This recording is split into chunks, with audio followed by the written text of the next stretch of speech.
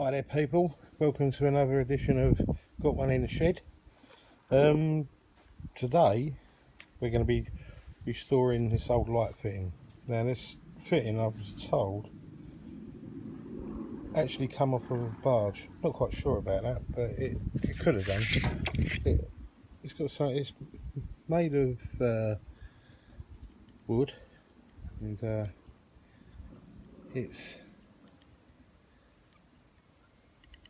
rope effect. Old VIR cables on it, and that's the ceiling boss or fitting. So it has to be rewired, which I'm going to be painting it, come off an off-white, and putting some wax over it after I've painted it to give it the aged look. I'm going to be rewiring it with similar VRA cable which meets regulation.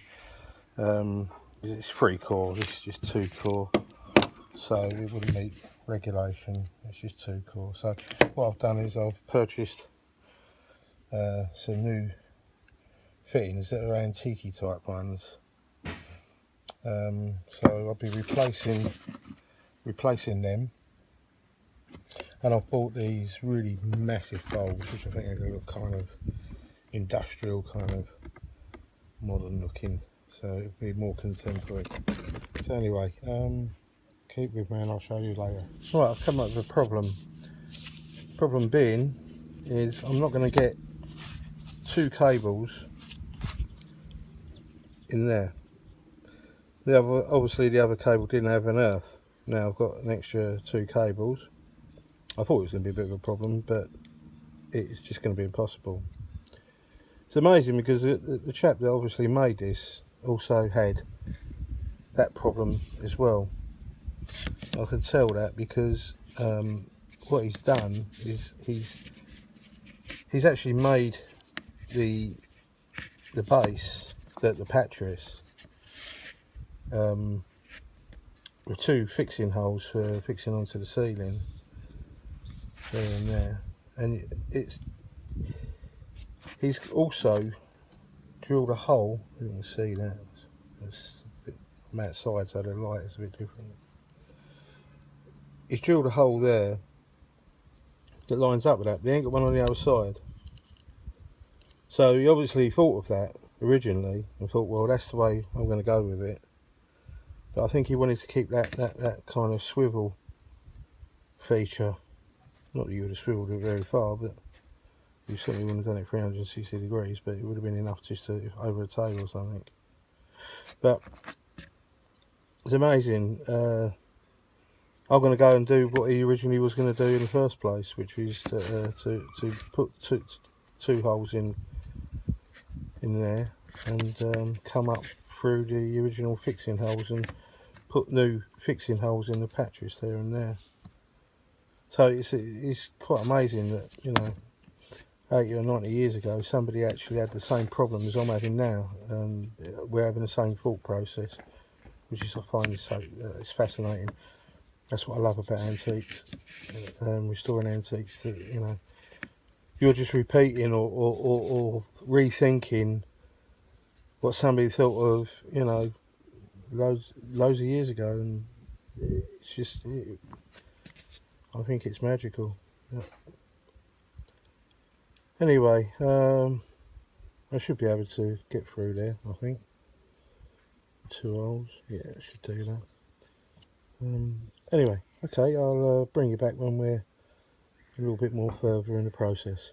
Right, so now it's painted, and I'm just going to show you the process I use for antiquing bits of furniture, stuff like that, like this.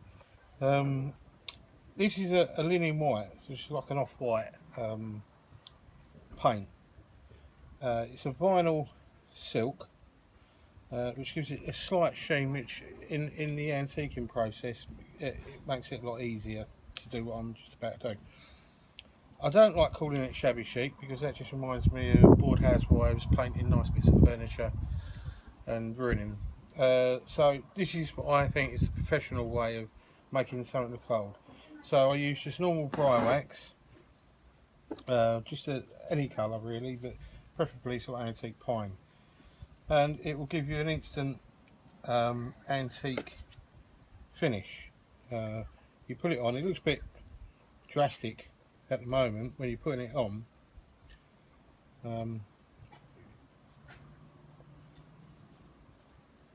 So the idea is to cover it evenly all over the piece,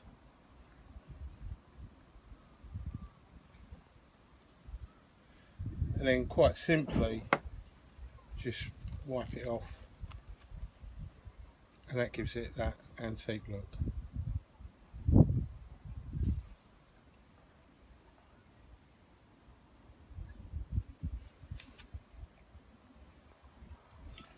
And that's it, we've finally finished. It's quite stunning really. I didn't expect it to come out as well as it did, but I think it looks really good with the contemporary bulbs. Makes it look a little bit more sort of like contemporary, I think.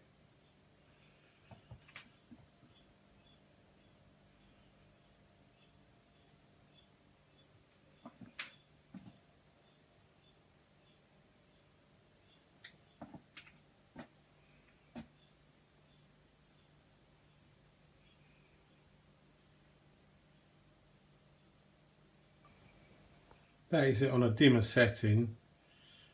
You can actually see the filament inside. I think that looks great. And you can see what I mean about antiquing the wooden part. It gives it that kind of French, dare I say, shabby chic look. I don't like that word, it just reminds me of Bored Housewives. So there you go. Thanks for watching, and please like, and I'm quite sure I'll be putting up some more stuff in the future. Bye now.